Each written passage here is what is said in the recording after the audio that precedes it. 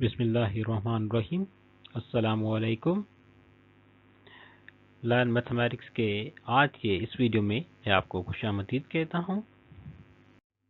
आज हम सॉल्व करेंगे एक्सरसाइज 4E और उसका क्वेश्चन है 2। क्वेश्चन नंबर 2 है find the cost price in each case. हमें यहाँ मिले हुए हैं सेलिंग प्राइस और प्रॉफिट परसेंटेज।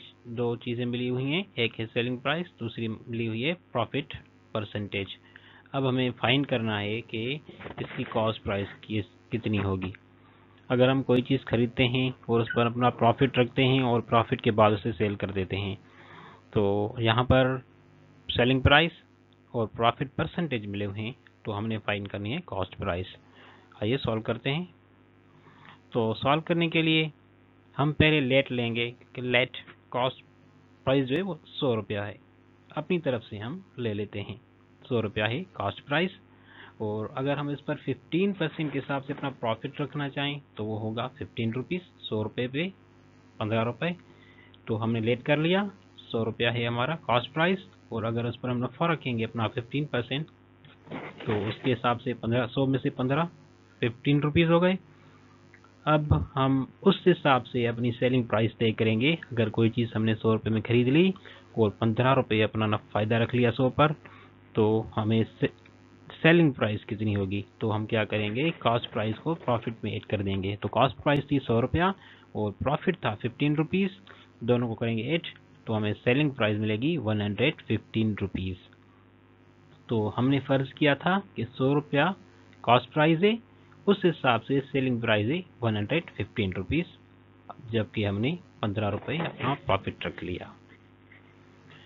तो अब हम फाइंड कर सकते हैं ओरिजिनल कॉस्ट प्राइस।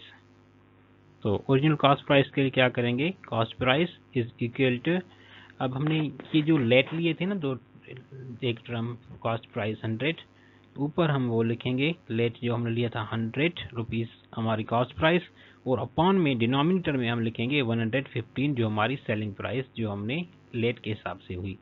100 रुपया लेट ली हमने, फॉर एग्जांपल हम लेट लिया, फ़र्ज़ किया कि 100 रुपया इसकी कॉस्ट प्राइस है, और उस हिसाब से जो सेलिंग प्राइस बनी हमारी वो बनी 115। तो हम 100 को अपॉन में रखेंगे 1/15। अब मल्टीप्लाई कर देंगे हम इसको ओरिजिनल सेलिंग प्राइस से, जो कि है 250 रुपीज़। अब हमने सिर्फ सिंप्लीफाई करना है और हमारा आंसर आ जाएगा। तो सिंप्लीफाई कैसे करेंगे हम, यहाँ पर है 115 और डिनोमिनेटर में, और सामने है 250। तो इन दो पर हम टेबल लगा सकते हैं। तो हम यहाँ पर 5 की टेबल जो है 115 पर भी लगाएंगे और 250 पर भी लगाएंगे। तो यहाँ पर 115 पर 5 की टेबल पढ़ेंगे तो ये जाएगी 23 टाइम्स, और 250 पर अगर हम टेबल पढ़ेंगे तो ये जाएगी 50 टाइम्स। अब ये थोड़ा सा सिंप्लीफाई हो गया, अब हमारी मल्टीप्लिकेशन इजी से हो सकती है।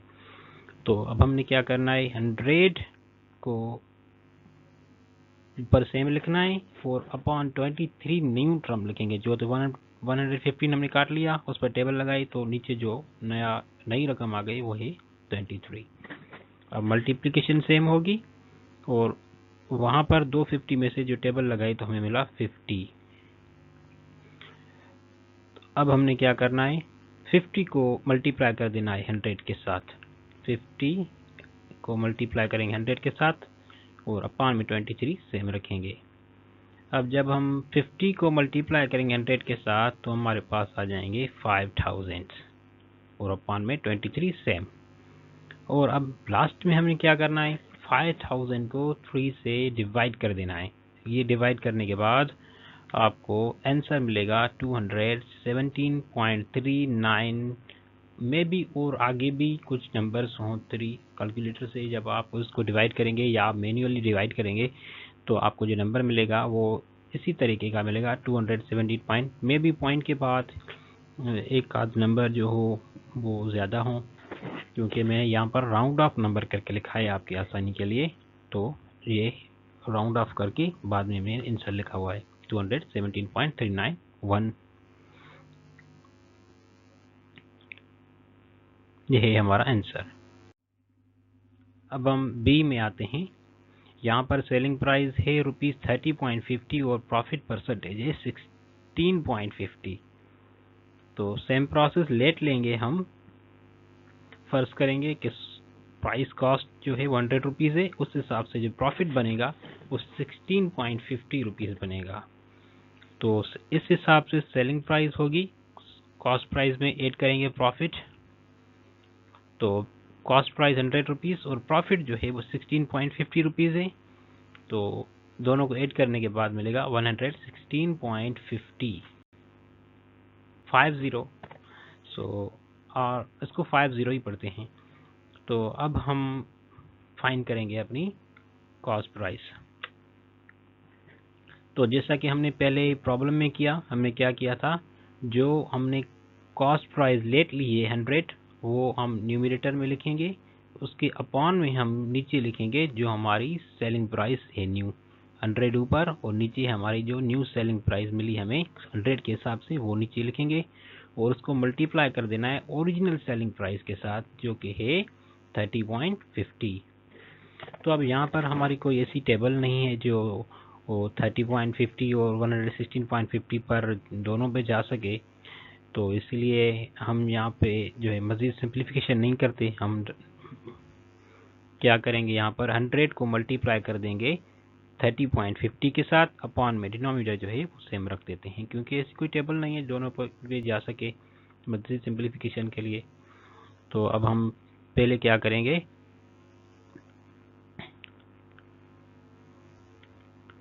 100 को मल्टीप्लाई कर देंगे 30.50 के साथ, तो हमें 3050 रुपीज़ आंसर आ जाएगा। अब अपॉन में जो है 116.50 सेम है। अब लास्ट में हमने कर देना है सिर्फ डिवाइड। 3050 को हमने 116 के साथ डिवाइड कर देना है। उसके बाद जो है हमारा आंसर आएगा 26.2। मैंने राउंड ऑफ करके लिखा हुआ है, ये है हमारा आंसर। अब है सी। यहाँ पर सेलिंग प्राइस है 1115 और प्रॉफिट परसेंटेज है 8.5%। तो लेट करते हैं, let the cost price is 100 और उस हिसाब से हमारा प्रॉफिट बना 8.5। तो अब selling price CP plus profit, CP है 100 और प्रॉफिट है 8.5, दोनों को ऐड कर दिया तो 108.5 आ गया। अब हमने क्या करना है, 100 की अपॉन में लिखना है 108.5। Cost price is equal to 100 upon 108.5। 100 जो है हमने लेट किया हुआ है कि ये कॉस्ट प्राइस है, और 108.5 जो है उस हिसाब से हमारी सेलिंग प्राइस बनी है, उसको मल्टीप्लाई कर देना है हमने ओरिजिनल सेलिंग प्राइस जो हमने मिली हुई है।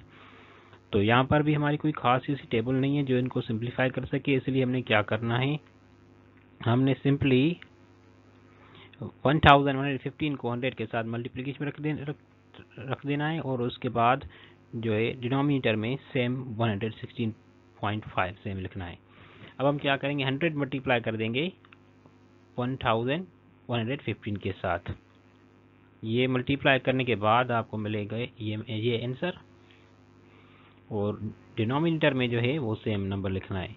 अब आपने सिर्फ जो न्यूमरेटर है उसको आपने डिनोमिनेटर के साथ डिवाइड कर देना है, और ऊपर वाले नंबर को नीचे वाले नंबर के साथ डिवाइड करने के बाद आपको राउंड ऑफ किया हुआ नंबर मिलेगा 1027.64। मे बी जब आप डिवाइड करें तो आपके पास 8-10 नंबर और भी ज़्यादा हों, लेकिन मैंने राउंड ऑफ करके जो आप लिखा है वो तकरीबन ये होगा 1027.64। अब है डी। डी में सेलिंग प्राइस है 3200 और प्रॉफिट है 87.5%। लेट करेंगे, let CP is 100 and profit is 87.5। अब हम फाइंड करेंगे सेलिंग प्राइस, सीपी में प्लस करेंगे प्रॉफिट, सीपी है 100 और प्लस कर देंगे प्रॉफिट 87.5, तो आंसर मिलेगा 187.5 हमारी सेलिंग प्राइस 100 के हिसाब से। अब हमने 100 को ऊपर लिख देना है और अपॉन में लिखना है 187.5, मल्टीप्लाई कर देना है। जो सेलिंग प्राइस हमें मिली हुई है वो है 3200 रुपीज़। अब हमने क्या करना है, 100 से मल्टीप्लाई कर देना है 3200 और अपॉन में 187.5 से हम लिखेंगे। और उसके बाद हमने मल्टीप्लिकेशन कर देनी है 100 और 3200 की, तो हमें आंसर मिलेगा 320,000 और अपॉन में 187.5 से।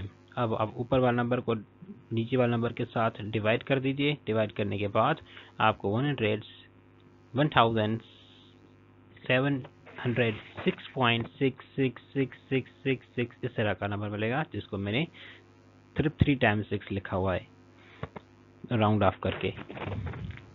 ये है इसका आंसर, कॉस्ट प्राइस है ये इसकी। अब लास्ट में सेलिंग प्राइस है 8.5 और प्रॉफिट है 30%। लेट किया हमने, 100 है उसकी कॉस्ट प्राइस और प्रॉफिट है 30 रुपीज़।